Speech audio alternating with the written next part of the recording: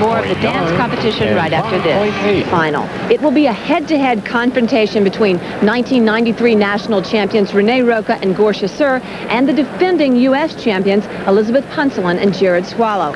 And only the winner will skate at the World Championships. But that's only where the dramatic story begins. For more, here's Jimmy Roberts.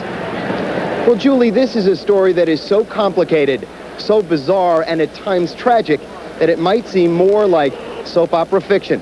But it's not. It's reality. The last year in the lives of these four skaters is proof that sometimes truth is stranger than fiction. And sometimes it's just harder to believe.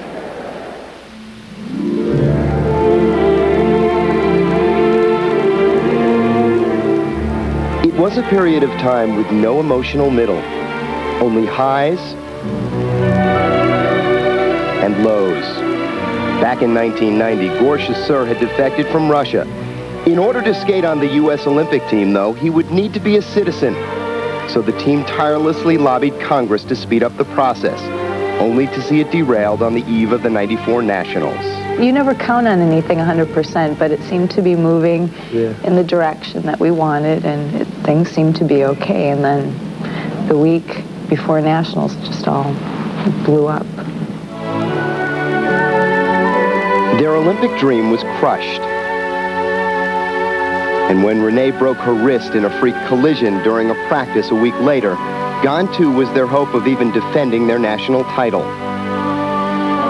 But as hopeless as things seemed for Roca and Sur, they were just that bright for their old friends and training partners Elizabeth Punsalan and Jared Swallow. 3 years before, Renee and Gorcia had choreographed the routine with which Liz and Jared won the '91 championship.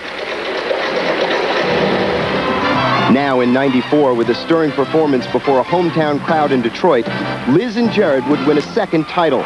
Gorcia and Renee would stay home. Punsalan and Swallow would go to Lillehammer. Put it all together and have a performance like we did this evening in front of your friends and family is definitely a dream come true. Things could not have been much better. Less than a month later, they could not have been much worse. 8 days before Punsalan and Swallow were to march in the Olympic opening ceremony, Liz's father was fatally stabbed by her brother. Courageously, the two went to Lillehammer and dedicated their performance to her dad.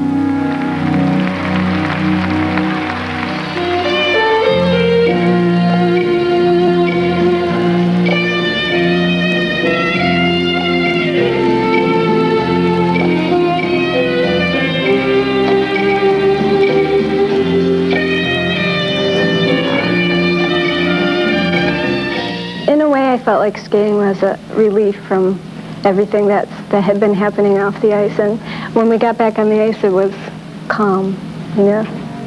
In the lives of four people, there was disappointment and tragedy, precious little joy.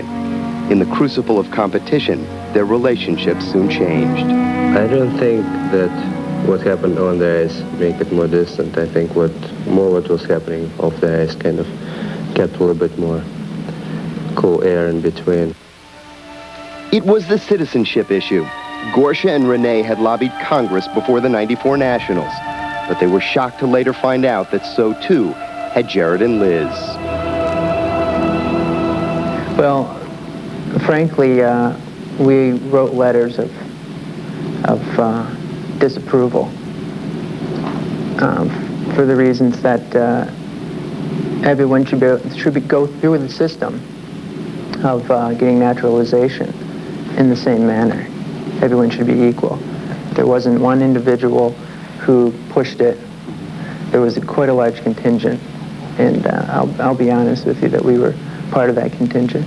To have a citizenship or naturalization rushed, I think, was the point of view we were coming from. And it hadn't been done for any athletes in the past. I mean, Yvonne Lendl or anyone. So we were just trying to use our rights as citizens and use the government, democracy, whatever, to our advantage. And so with the issue of Gorcia's citizenship still unresolved, they will compete against each other start to finish at Nationals for the first time since '93. But with all the frustrations they went through, why did Roca and Sur come back? We didn't want that to be the ending. That was not the way we wanted our story to finish. We wanted to see what was beyond that. The national title is at stake, and America's only berth on the world team. But clearly, for these four skaters, that's just the beginning. So here are the